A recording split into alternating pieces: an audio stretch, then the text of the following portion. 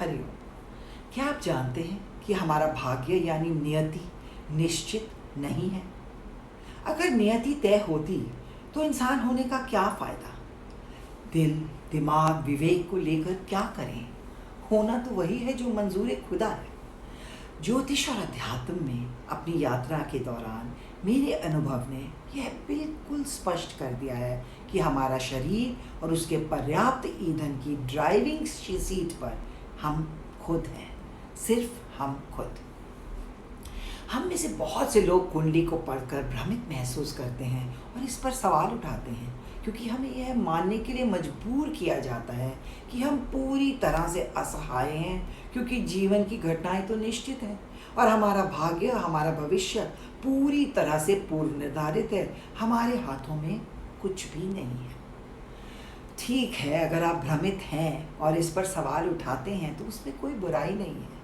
गीता में भी यही कहा गया है, यदि आप उत्सुक हैं तो यह निश्चित रूप में अच्छाई और पवित्रता के प्रतीक है। यह सवाल करना और जानना कि जीवन को संतुष्ट कैसे बनाना है, समझदारी ही तो है। निसंदेह यद्यपि हमारा ध्यान केवल खुशी पर रहता है, हम सब खुश रहना चाहते हैं, लेकिन ज़रा सोचिए, एक ही बात क्या हर किसी को खुशी देती है? अगर ऐसे होता तो यह स्थायी होती, लेकिन दुर्भाग्य से यह हमेशा अस्थायी होती है, क्योंकि एक और चुनौती अगले ही कोने में छुपी होती है जो हमारी चिंता को बढ़ाती है। और यही कारण है कि हम अपना भविष्य जानना चाहते हैं। हाँ, कुंडली के माध्यम से भविष्य में अच्छा और बुरा बिल्कुल स्पष्ट रूप में दिखता है, लेकिन इन चुनौतियों के बारे में समझदारी से काम लेना ही इनके बल को निर्धारित करता है और अक्सर घटना को हमारे लाभ में ही मोड़ देता है। साथ ही हमें व्यापक तस्वीर देखने की ज़रूरत है और इस नियति को ढालने के लिए एक बेहतर भविष्य की ज़रूरत है। इसके लिए सबसे पहले हमें काम करने की ज़रूरत है अपनी बुद्धि यानी दिमाग पर, जो हमारा सबसे बड़ा दुश्मन भी है और दोस्त भी। ऐसा लगता है कि यह हमारे विवेक और चेतना को भी नियंत्रित करता है और अक्सर बाद में हम पछताते हैं कि हमने क्या कर दिया।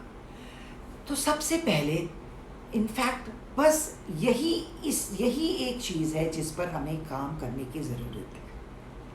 हमारा बुद्धि, हमारा दिमाग, हमारी सभी इंद्रियों का राजा, और यही है जैसा कि भगवान कृष्ण ने गीता के अध्याय 10 में भी कहा है, इंद्रियों में मैं बुद्धि हूँ। और वे आगे बताते हैं कि यह अच्छे और बुरे दोनों फैसलों के बारे में है जो हमारा दिमाग करता है। हाँ, हम अतीत के कर्मों के आधार पर एक प्रकृति के साथ पैदा हुए हैं। अतीत की बेड़ियों और गहरी जड़ें चरित्र को दोषों से ग्रसित कर देती हैं। इस बुद्धि में बदलाव ना तो जल्दी आता है और ना ही कोई बल इस पर काम करता है। यह क्रमिक है, यह फूल की तरह खिलती है, यह क्रांति नहीं है। और वैसे आप अपने आप को और ईश्वर को इस प्रगति के विषय में मूर्ख भी नहीं बना सकते। लेकिन हमें कब शुरू करना चाहिए? अब, आज, अभी। इसे शुरू करने के लिए कोई शुभ मुहूर्त नहीं है। यदि आप वास्तव में यह सोचने के लिए बैठते हैं तो समझ जाएंगे कि हमारे भाग्य में हमारे अधिकांश दुर्भाग्य अकेले हमारे दिमाग की बेड़ियों के आसपास है और इसके जो 6 दुश्मन हैं वही हमारे भाग्य को बिगाड़ने वाले अधिकतम कर्म बंधन बनाते हैं। यह है काम, क्रोध, लोभ, मोह, मद और मत्सर्य यानी ईर्ष्या। अपनी बुद्धि के विकास पर ध्यान देने से हमारा नज़रिया बदल जाता है। हर बार जब हम एक नकारात्मक लक्षण पर काबू पाते हैं तो ताकत आती है, मन शुद्ध हो जाता है। जैसे जैसे मन अपनी विवेकशील शक्ति और शुद्ध करता है, सही रास्ते पर जाता है और परिपक्वता कई गुना बढ़ जाती है और हम सही निर्णय लेने लगते हैं।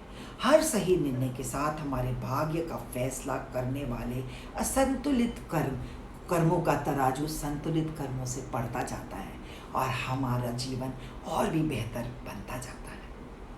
हम 84 लाख योनियों की एकमात्र योनि से धन्य हैं जिसमें हम वास्तव में अपना भाग्य को तराश सकते हैं। आइए हम इसे सबसे अच्छा आकार देते हैं और इन चंद छोटे छोटे कदमों से ऊपर की ओर बढ़ते हैं। यह पहले कदम ही सबसे बड़ी चुनौती है, लेकिन जैसे जैसे हम बढ़ते हैं भगवान हमें अपनी जिम्मेदारी बना लेते हैं और हमारा कार्यभार यानी हमारा भाग्य खुद संभाल लेते हैं। हरि ओम। ओम तत्सत।